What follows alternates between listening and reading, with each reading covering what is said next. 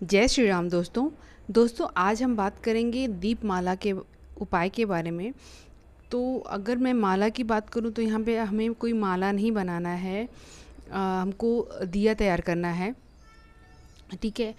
ये एक ऐसा अचूक उपाय है जो अगर आप बहुत कुछ करके आपका जो मनोकामना है या जो आपकी परेशानी है उसका हल नहीं मिल रहा है, ये उपाय ऐसा रामबाण उपाय है कि अगर आप ये करते हैं, और ये मैं नहीं कह रही हूँ, मुझे एक पंडित जी ने बताया था। तो आप इस उपाय को किसी भी मनोकामना के लिए कर सकते हैं। अगर आपकी कोई मनोकामना नहीं है, आप ऐसे ही भक्ति भाव से करना चाहते हैं तो आप ऐसे भी कर सकते हैं।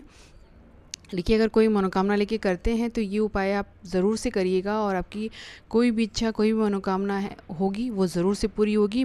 बट यही है, पूरे भाव और श्रद्धा विश्वास के साथ आप ये करिए।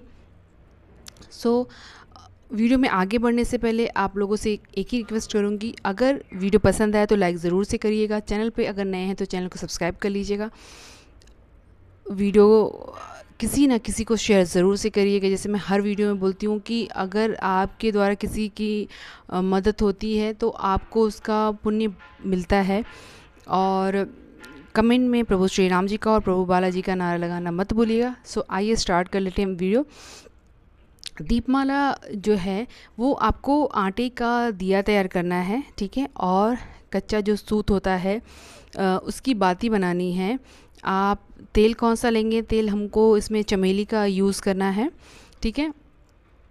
ये उपाय आपको शनिवार से स्टार्ट करना है। जैसे आज सब मान लीजिए शनिवार है, आपको एक दिया लगाना है, अगले शनिवार आपको 2 दिया लगाना है, फिर तीसरे शनिवार को 3, चौथे शनिवार को 4, ऐसे करके 11 शनिवार को 11 दिया आपको लगाना है, ठीक है।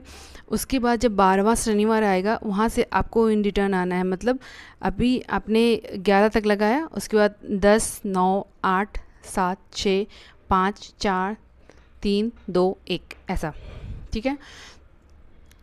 पहले बढ़ते क्रम में लगाना है, फिर उसके बाद 11 शनिवार से आपको घटते क्रम में आपको दिया लगाना है। इसको हम दीपमाला बोलते हैं, ठीक है। अब ये आप किसी हनुमान जी के मंदिर में भी जाके लगा सकते हो, या तो अगर आसपास आपके हनुमान मंदिर नहीं है तो आप ये उपाय आपके घर में भी कर सकते हैं, ठीक है। और भोग के लिए या तो जैसे मैं बोलती हूँ आप गुड़ चना भी रख सकते हो, आप चूरमा बना सकते हो। बस आपको ध्यान ये रखना है कि आपके घर में नॉनवेज नहीं, मतलब आप बनाते जो होंगे वहाँ पे नहीं यूज़ कर रहे होंगे, नहीं तो आप फिर गुड़ चना ही प्रसाद में रख लीजिए, क्योंकि सात्विकता का बहुत ध्यान देना है हमको हनुमान जी की पूजा में, ठीक है। अब आपने अगर आप मंदिर में कर रहे हो या घर में कर रहे हो, आपने दिया तैयार करके ले जाना है। वहाँ पर हनुमान जी के सामने आपको दिया जलाना है, और उनको बैठ के पहले तो आप वहाँ पे राम जी की स्तुति और एक बार हनुमान चालीसा का पाठ। अब हनुमान चालीसा भी आप सेम उसी तरह से करेंगे।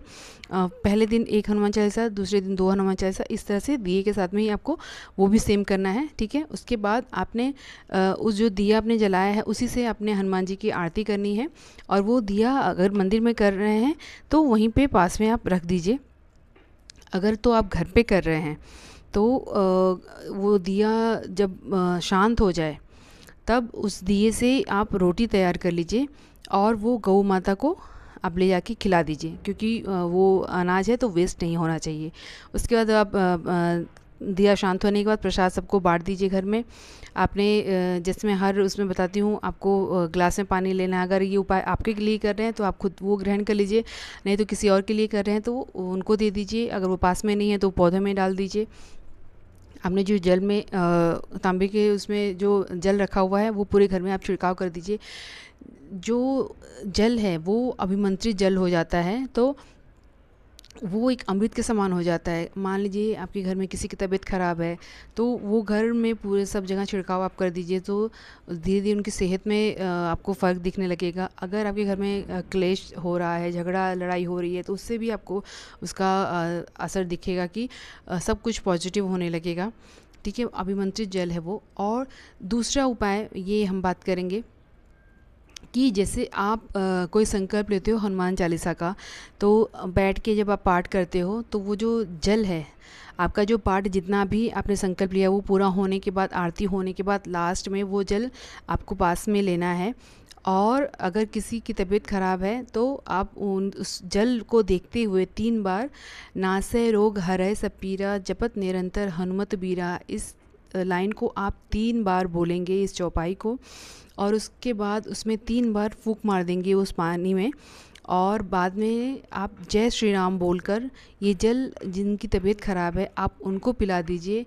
और ये आप 7 दिन से लेके 11 दिन आप ये करके देखिए, आपको बहुत अच्छा इसका परिणाम देखने को मिलेगा। बहुत ही अचूक उपाय है, ये उपाय आप करके देखिए, पूरे भाव और भक्ति के साथ आप करके देखिए, आपको ज़रूर से इसका परिणाम देखने को मिलेगा। और मिलते हैं हमारे नेक्स्ट वीडियो में। आप कमेंट में प्रभु श्री राम जी का और प्रभु बालाजी का नारा लगाना मत भूलिएगा। तब तक के लिए जय श्री राम, जय प्रभु बालाजी।